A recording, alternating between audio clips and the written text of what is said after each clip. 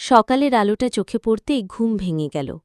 পাশ ফিরে দেখি সৌমিক আমার গালে আলতো করে চুমু দিচ্ছে। তার ঠোঁট নামছে ঘাড় বরাবর, হাতটা ইতিমধ্যে আমার কোমরের কাছে। সে আমার নাইটি সরিয়ে আমার দিকে আরও ঝুঁকে আসে। আমি চোখ বন্ধ করে রাখি। শরীর সাড়া দে, কিন্তু মন যেন চুপ করে থাকে। আজ আমাদের বিয়ের 2 মাস, অথচ সেই প্রথম রাত থেকে এখন পর্যন্ত কখনোই আমি পূর্ণ হইনি। ও শুধু উত্তেজনা তৈরি করে, তারপর নিজেই ক্লান্ত হয়ে ঘুমিয়ে পড়ে। আমি শুয়ে থাকি, ঠান্ডা হয়ে যাই ভেতরে ভেতরে। আজও তেমনই হল। সে কিছু সময় আদর করে, তারপর হঠাৎ থেমে যায়, উঠে পড়ে। তাড়াতাড়ি অফিস যেতে হবে বলে চলে যায় বাথরুমে। আমি শুয়ে থাকি বিছানায়, চাদরের নিচে আমার শরীর গরম, কিন্তু মন বরফ ঠান্ডা। আমি আয়নার সামনে দাঁড়িয়ে নিজের দিকে তাকাই। বয়স ২৬, শরীর সুন্দর, বুক একটু বড়, কোমর সরু, চুল কোমর ছোঁয়া। বাইরে থেকে হয়তো আমি পরিপূর্ণ, কিন্তু ভেতরে যেন ফাঁকা একটা ঘর। বিকেলে বাড়িতে একা ছিলাম। মা বাবা আত্মীয়র বাড়ি গেছেন, সৌমিক অফিসে। আমি সোফায় বসে বই পড়ছিলাম। তখনই দরজার ঘণ্টা বাজল। আমি দরজা খুলে দেখি এক ডেলিভারি ম্যান। মুখে হালকা ক্লান্তি, গায়ে কোম্পানির পোশাক, হাতে মোটা একটা প্যাকেট। ম্যাডাম, আপনার অর্ডার, সে বলল। ভেতরে আসুন। আমি দরজা খুলে দাঁড়ালাম। সে ঘরে ঢুকে প্যাকেটটা সোফায় রেখে দেয়। আমি জিজ্ঞেস করি, পানি খাবে? সে একটু থমকে বলল, নেব, একটু গলা শুকিয়ে গেছে। আমি রান্নাঘর থেকে জল এনে দিই। সে ধন্যবাদ জানায়। তোমাকে দেখতে ক্লান্ত লাগছে, আমি বললাম। সে হেসে বলল, ডেলিভারির কাজ, রোদের মধ্যে সারা শহর ঘুরে বেড়াই। তবে অভ্যাস হয়ে গেছে। আমার কি মনে হলো? আমি জিজ্ঞেস করলাম, তোমার নাম কি? সে বলল, জয়। আপনি? মালবিকা। আমাদের কথা শুরু হলো। সে জানালো ছোটবেলায় বাবা মারা গেছেন, মা ও ছোট বোন আছে। পড়াশোনার খরচ চালাতে এই কাজটা করে। তার মুখে কোনো অভিযোগ নেই, শুধু একটা স্থিরতা। আমরা অনেকক্ষণ কথা বলি। সে হেসে বলল, আপনার চোখে একটা একা একা ভাব আছে। আমি এক মুহূর্ত চুপ করে থাকি। তারপর জিজ্ঞেস করি, তুমি তো অচেনা, এত সহজে এসব বলছো কিভাবে? সে মাথা নিচু করে বলে, মাঝে মধ্যে কিছু মানুষকে দেখে বোঝা যায় তাদের হাসির পেছনে কতটা কষ্ট জমে আছে। তার এই কথাটা আমাকে নাড়িয়ে দেয়। আমি তাকিয়ে থাকি তার দিকে। চেহারাটা সাধারণ, কিন্তু মুখে এক ধরনের ভরসা আছে। সে হঠাৎ জিজ্ঞেস করল, আপনি কি সুখী? আমি চোখ নামিয়ে বললাম, এই প্রশ্নের উত্তর দিতে অনেক সময় লাগে। ঘরে নিস্তব্ধতা নেমে আসে। আমি তার দিকে এক পা এগিয়ে যাই, বলি, চা খাবে? সে একটু ইতস্তত করে বলল, খেতে পারি। আমি রান্নাঘরে গিয়ে 2 কাপ চা তৈরি করি। ফিরে দেখি সে জানালার পাশে দাঁড়িয়ে বাইরে তাকিয়ে আছে। আমি পাশে গিয়ে দাঁড়াই, তাকে একটা কাপ দিই। সে নরম করে বলে, আপনি খুব শান্ত মানুষ, কিন্তু ভেতরে অনেক শব্দ আটকে আছে। আমি চুপ করে থাকি। সে হঠাৎ বলে বসে, আপনার গলার কাছে ছোট তিলটা খুব সুন্দর। আমি চমকে উঠি, একটু লজ্জা পেয়ে চোখ সরিয়ে নিই, কিন্তু কিছু বলি না। সে বলল, ভুল কিছু বললাম? আমি মাথা নাড়ি, না, তবে কেউ এতদিন খেয়ালই করেনি। আমরা পাশাপাশি বসে থাকি। দূরত্ব খুব বেশি নয়, আবার খুব কাছেও নয়। তবু সেই দূরত্বটাই যেন একটা মুগ্ধতা কাজ করছে। তার আঙুল আমার আঙুল ছুঁয়ে যায়, আমি সরাই না। সেই সন্ধ্যা, সেই মুহূর্ত একটা অদ্ভুত অনুভবে মোড়ানো ছিল। পরদিন দুপুরে হঠাৎ আমার মনে হলো, কালকে জয় যেই প্যাকেটটা দিয়ে গেছে সেটা বুঝি আমার ঠিক না। একটু দেখা করতে পারবে? ও এক মুহূর্ত চুপ করে থেকে বলল, অবশ্যই পারব, এখনই আসি? হ্যাঁ, আমি একা আছি। একটু পরেই ও এলো, চোখে ক্লান্তি, মুখে সহজ হাসি। আপনার চোখে আজ একটু প্রশান্তি লাগছে, সে বলল। আমি মুচকি হাসলাম, বললাম, চা খাবে? আজ আবার আমি বানাচ্ছি। সে বলল, আপনার বানানো চা খেয়ে মন নরম হয়ে যায়। আমি রান্নাঘরে যাই, চা বসাই। নিজের অজান্তেই আয়নায় নিজের মুখ দেখি। চুল খোলা, গলায় হালকা গয়না, ঠোঁটে অল্প একটা হাসি।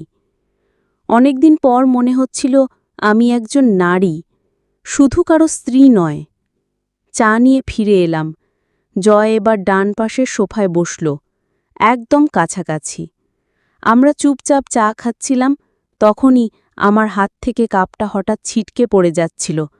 জয় এক ঝটকায় কাপটা ধরে ফেলল, কিন্তু আমাদের আঙুলগুলো একসাথে জড়িয়ে গেল। আমার শরীর হালকা শিউরে উঠল। তার হাতটা শক্ত ছিল না, কিন্তু ছোঁয়াটায় ছিল এক ধরনের স্থিততা। আমি হাত সরালাম না।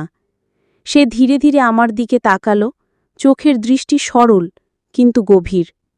আমি বললাম, তোমার দৃষ্টি এড়িয়ে চলা কঠিন। সে বলল, আপনার চোখে একটা গল্প আছে যেটা আপনি কাউকে বলেননি, কিন্তু আমি সেটা বুঝতে পারি। আমার চোখ ভিজে উঠল। আমি নিচু গলায় বললাম, তুমি দেখছ আমি লুকোচ্ছি। সে আমার মুখের কাছে মুখ আনল। এক মুহূর্তের মধ্যে নিঃশ্বাসে নিঃশ্বাস মিশে গেল। ঠোঁট ছুঁই ছুঁই করছিল, কিন্তু ও থেমে গেল। আমার চোখ ধীরে ধীরে খুলে গেল। আমি কিছু বলি না। সে আস্তে করে বলল, আমি ছুঁতে চাই, কিন্তু ভাঙতে চাই না। আমি আমার মাথাটা ওর কাঁধে রাখলাম। সে হাত দিয়ে আমার চুলে হাত বুলাতে লাগল। আমি চোখ বন্ধ করে তার বুকের শব্দ শুনছিলাম। আমার মনে হচ্ছিল আমি অনেক দিন পর এক নিঃশ্বাসে নিজের মধ্যে ফিরে এলাম। আমাদের মধ্যে কোনো শব্দ নেই, শুধু শরীর আর মনের এক জটিল নীরবতা। কিন্তু তাতেই যেন সব বলে দেওয়া হয়ে গেল। রাত গভীর, ঘর নিঃসঙ্গ। বিছানার একপাশে আমি, অন্য পাশে ফাঁকা চাদরটা পড়ে আছে। সৌমিত ফিরেছে, কিন্তু আজও একটাও কথা বলেনি। ওর চোখে বিরক্তি।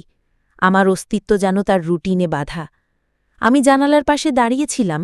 হালকা বৃষ্টির শব্দ শুনতে শুনতে মনে হচ্ছিল কিছু একটা ভিতর থেকে আমাকে ডাকছে। ফোনে একটা মেসেজ এলো, ঘুমিয়েছেন? জয়। আমি কয়েক মুহূর্ত চুপ করে তাকিয়ে থাকি, তারপর ধীরে টাইপ করি, না, ঘুম আসছে না, খুব হালকা বৃষ্টি হচ্ছে। ও উত্তরে লিখল, আপনি চাইলেই বৃষ্টির শব্দ শুনে একটা গল্প বলি। আমি হাসলাম। সেই হাসি আমার ঠোঁট পর্যন্ত এলো, মন ছুঁয়ে গেল। শোনাতে পারো? আমি জবাব দিই। অল্প কিছুক্ষণের মধ্যেই ফোনে একটা ভয়েস নোট এলো।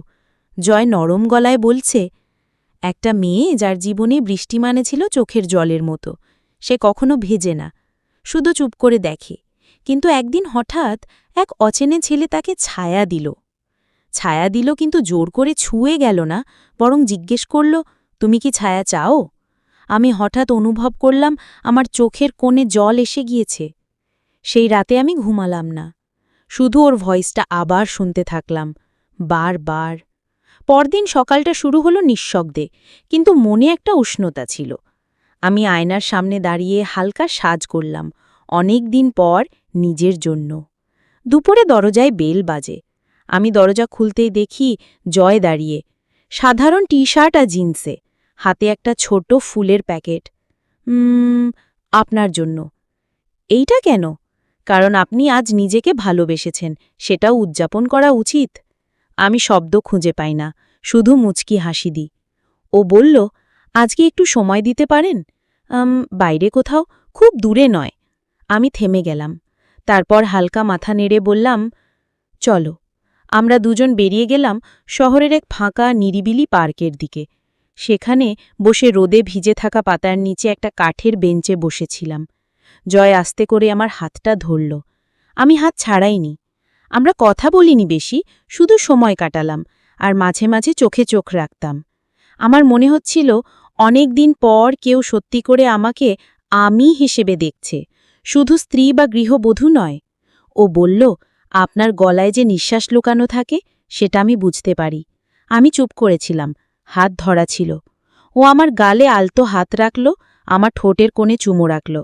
না, তা ছিল না শরীর জয়ের চুম্বন, বরং কোনো কিছু অনুমতির অপেক্ষায় ছিল। আমি চোখ বন্ধ করলাম। নিজেকে মুক্ত মনে হল।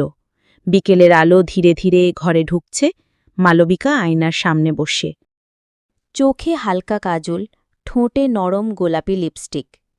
অনেক দিন পর ও নিজেকে সাজিয়েছে, কিন্তু কারো জন্য নয়, নিজের জন্য। সৌমিত এখনও অফিস থেকে ফেরেনি, কিন্তু আজ ওর ফেরার অপেক্ষা আর তেমনটা নেই। আজ মালবিকা সিদ্ধান্ত নিয়েছে সে আর অপ্রাপ্তির ছায়া হয়ে থাকবে না। হঠাৎ ফোন বেজে উঠল। জয়। আপনি কেমন আছেন? ভালো, মানে চেষ্টা করছি নিজেকে ভালো রাখতে। ওর কণ্ঠে একটা থমকে থাকা মুহূর্ত ছিল। আপনার জন্য একটা জায়গা ঠিক করেছি, চাইলে চলতে পারেন কিছু সময়ের জন্য, একসাথে, নিঃশব্দে। মালবিকা জানত এটা পালিয়ে যাবার প্রস্তাব নয়, এটা ছিল নিজেকে খুঁজে পাওয়ার সাহসের আমন্ত্রণ। সন্ধ্যের পথে একান্তে জয় মালবিকাকে নিয়ে গিয়েছিল শহরের এক ছোট্ট পাহাড়ি রিসর্টে। ওই জায়গায় কেউ জানে না ওরা কারা। সেখানে তারা একে অপরকে চেনে, আবার নতুন করে চায় জানতেও। একটি কুটির ঘরে রাতে তারা পাশাপাশি বসেছিল। জয় হাতে এক কাপ কফি তুলে দিয়ে বলল, তুমি জানো, আমি তোমায় ভালোবাসি, কিন্তু আমি চাই না তুমি কোনোদিন আমাকে ভালোবাসার বোঝা মনে করো। মালবিকার চোখে জল চলে এসেছিল। ৩ বছর বিয়ের জীবনে এই কথাটা কেউ বলেনি, যে তোমার ভালোবাসা পাওয়ার অধিকার আছে। সে জয়ের দিকে এগিয়ে এসে আস্তে মাথাটা ওর কাঁধে রাখল। তারপর বলল, আমার শরীর বহুবার স্পর্শ হয়েছে, কিন্তু মনটা কেউ ছুঁতে পারেনি। তুমি পেরেছ। ওদের মধ্যে যে গভীরতা তৈরি হয়েছিল তা স্পর্শে নয়, বিশ্বাসে। তারা একে অপরকে জড়িয়ে ধরল। সেই আলিঙ্গনে শরীরের উত্তাপ ছিল, কিন্তু তার চেয়েও বেশি ছিল ভেতরের শূন্যতাকে ভরিয়ে তোলার শান্তি। রাতটা তারা একসঙ্গে কাটাল, চুপ করে। চুমু, ছোঁয়া, কাছে আসা সব ছিল, কিন্তু অহংকারহীন, কেবল সম্মতিতে দড়া। শেষ সকাল, একটি নতুন সূচনা। সকালবেলায় মালবিকা সূর্য ওঠা দেখতে দেখতে বলল, আমি ফিরব, আমি পালিয়ে যেতে পারি না, আমাকে যেতে হবে, কারণ আমি চাই এই আমি, যে আজ রাতে নিজেকে খুঁজে পেয়েছে, সে ফিরে যাক তার জীবনে, নিজের সিদ্ধান্তে, নিজের শক্তিতে। জয় কিছু বলল না, কেবল মাথা ঝুঁকিয়ে বলল, তুমি যেমন আছো তেমনই থাকো, আমার ভালোবাসা তোমার স্বাধীনতায়। মালবিকার ফিরে আসা, সে ফিরল। সৌমিতকে সব জানালো না, কিন্তু নিজেকে আর লুকালোও না। সে নিজের জন্য পড়াশোনা শুরু করল, নতুন একটা অনলাইন ব্যবসাও খুলল। জয় আর তার মাঝে যোগাযোগ কমে আসল, কিন্তু সম্পর্কটা রয়ে গেল এক নরম বন্ধুত্বের মতো। কারণ ভালোবাসা সবসময় সঙ্গে থাকার নাম নয়, ভালোবাসা কখনো কখনো কাউকে নিজের মতো বাঁচতে দেওয়ার সাহস। এই গল্পে শরীর এসেছে, ঘনিষ্ঠতা এসেছে, কিন্তু তার থেকেও বেশি এসেছে আত্মিক সম্পর্ক, সম্মতি, নিজেকে ভালোবাসার সাহস আর সমাজের চীনা গণ্ডি ভেঙে সত্তা ফিরে পাওয়ার কাহিনী। অনেক নারীর জীবনে সম্পর্ক মানে শুধুই বাধ্যতা, ত্যাগ আর নীরবতা। কিন্তু সম্পর্কের আসল ভিত্তি হওয়া উচিত ভালোবাসা, সম্মান আর সমান অধিকার। এই গল্প আমাদের শেখায়, প্রেম মানেই শুধু শরীরের আকর্ষণ নয়, বরং একজন মানুষকে নিজের মতো করে বাঁচতে দেওয়াটাও এক প্রকার গভীর ভালোবাসা। একটি সম্পর্ক তখনই পূর্ণ হয় যখন দুজনেই একে অপরের অভ্যন্তরীণ মানুষটিকে বুঝতে শেখে। সম্মতিতে গড়া ভালোবাসা যে কতটা শান্তি দিতে পারে তা কেউ কেউ জীবন পেরিয়েও খুঁজে পায় না।